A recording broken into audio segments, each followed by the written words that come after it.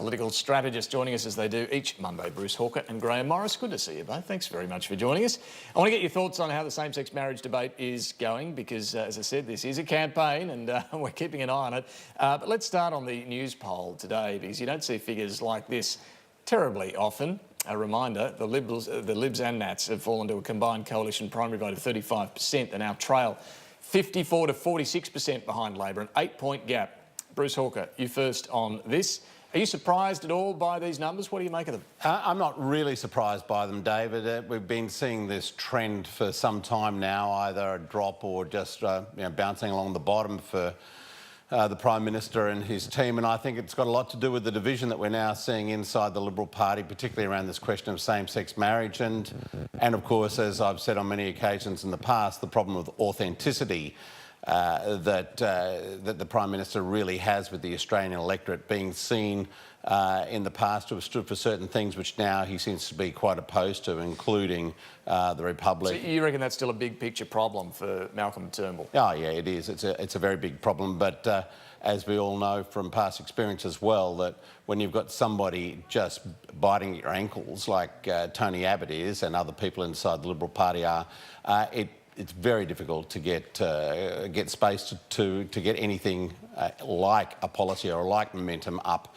and the electorate always punishes division. Grahame, one thing to identify what's going wrong and why the numbers are as bad as they are for the government, but I guess the bigger question is how do they shift them? How do they turn them around? What do you think?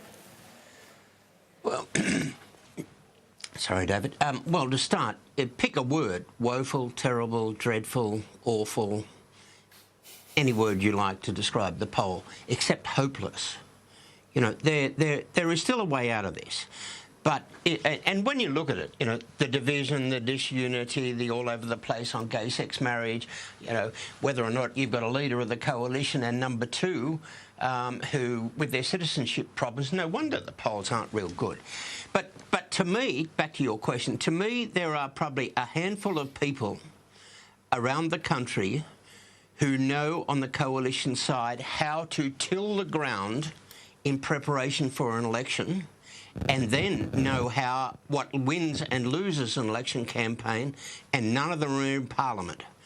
And I think not yet, but come Christmas time, I think it's almost time that you get some of those sort of campaigners around a room with some of the leadership and the campaign team and say, look, in your experience, having done all this before, how do we get out of this pickle? How do we till the ground so that we are in reasonable shape to fight an election campaign, and then what have we got to do to win or lose it? What are a couple of things It's there? not that hard. I mean, you're right. None of your business. Come on, Grahame. Well, you're right, because John Howard, I was only thinking this today, John Howard used to say you can't fatten the pig on market day. We're a long way still from market day. We're about 18 months out, potentially, from an election. But this is when you've got to start feeding the pig, surely, and start thinking about how to fatten the pig and you know, starting to build or plant some of the seeds in people's minds about the issues you want to fight the election on next year or whenever it is. So, I mean, are you seeing any of that at the moment, Grahame? No, all of that, I agree with you. But I think we're seeing, again, there's actually not a lot wrong in a policy sense with what the government's doing. And they are, you know, they're like a football team, and they are really trying hard. But it shows you again that policy is important, but it's only part of the political game. And I'm just not sure at the moment the political game is being played well. All right, well, let's look at this citizenship issue, a big part, no doubt, of what we're seeing in the numbers. David, yes. David, just on citizenship, can I just say something? I said last week on this program that Anthony Albanese ought to have a good look at himself, and maybe he is one of the people in question. I've since spoken to Albo, and I accept that he is quite unique, or is unique. And what I said was wrong, and I apologise. That's very big of you, and that's good to get that on the record. Anthony Albanese, we spoke to him last week on the program as well, and you know, as he points out, he's in, as you say, a rare situation where he actually doesn't have a father listed on his birth certificate. But getting back more broadly to the government's conundrum here, so you've got Barnaby Joyce, Fiona Nash, Matt Canavan, along with a bunch of others, all being referred to the High Court. It's not an easy question, let's be fair, Bruce Hawker, about whether they should stand aside or not. Matt Canavan did. Barnaby Joyce and Fiona Nash have not. Now, you know, it would not have played necessarily very well if they had been stood aside, but in hindsight, would that have been a better option? Well, I think there's always a question as to why some members are going to stand aside and others aren't. Yeah, and look, you can make arguments for both, you know, standing aside and not standing aside, but when some do and some don't, then you've got a bit of a problem, and it plays into this whole sort of issue that we were talking about before, which is, you know, chaos and uncertainty in the way in which government is operating. One of the concerns that, you know, may operate there in the case of Barnaby Joyce is if his election is ruled to be invalid by the High Court, then what happens to the administrative decisions and acts that he's performed in the time since it became known to him that he is not eligible to be well, I mean, potentially this may not be sorted out, and George Brandis's suggestion yesterday was it'll be October before the High Court looks at this. So we've got, what, another 6 weeks potentially before we know. What if there are decisions that need to be taken on things like that Adani rail link? That's a very controversial one. Will there be a legal question mark over that? Well, I could see anybody who was aggrieved by that, who had a half-good lawyer, taking that back to a court and asking them to determine that issue as well, and probably be back in the High Court. Hopefully that issue will be determined at the time of the Court of Disputed Returns decisions by the High Court. But as you say, it could be months away before this actually is finally resolved. And in the meantime, any number of decisions, including incredibly important ones like Adani, could be made by this man. And I just don't think that's the sort of thing that you want for certainty in government. Would be much better if he stood aside, didn't vote, didn't sit in the cabinet. And frankly, the government's position isn't going to be jeopardised. They've got a number of people on the crossbenches, most of whom are pledging support to the government.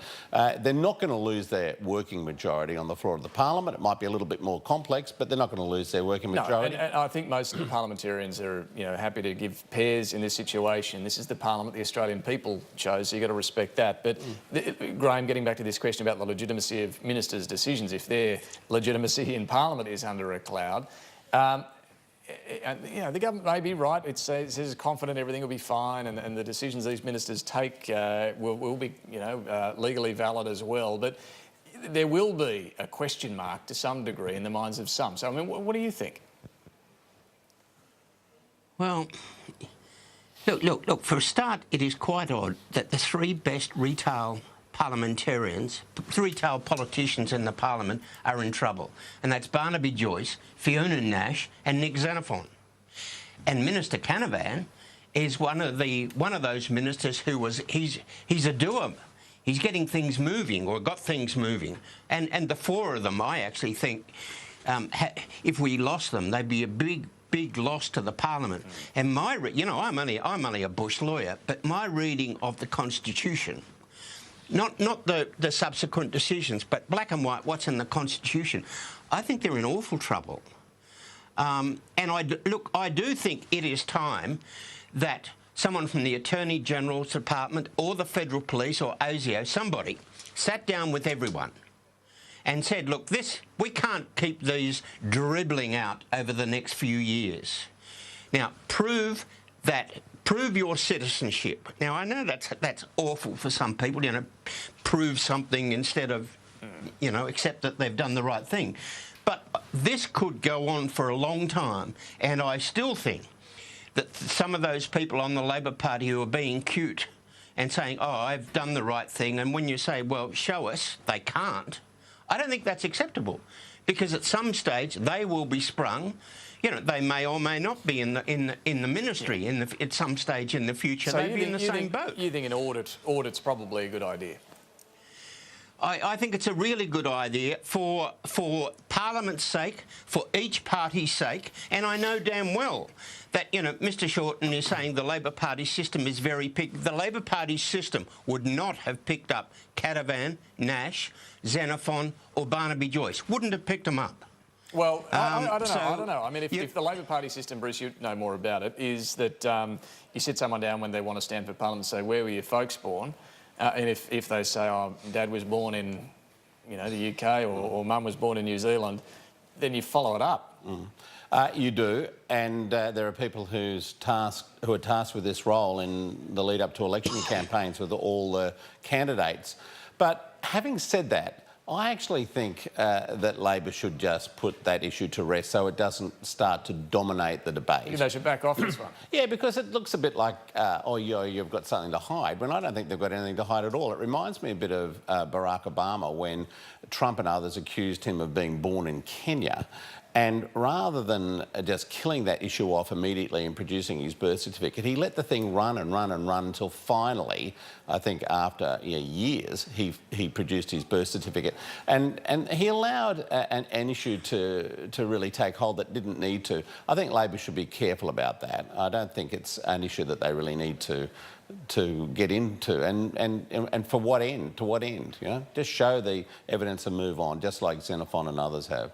Well, I think we're going to have... Starting with Mr Shorten. Yeah, well, perhaps. We've got a while of this to go. There's a directions hearing, by the way, in the High Court on Thursday this week. That might give us a bit of a sense of when they'll deal with this properly and how it will be dealt with and so on. Ministers won't have to front up for that directions hearing in Brisbane, actually, is where it'll be. But we might get some parameters around how this case is going to roll out and how long it's going to take. Fascinating. We'll see. All right. Grahame Morris, Bruce Hawker, good to talk to both of you. Thank you. We'll catch up soon.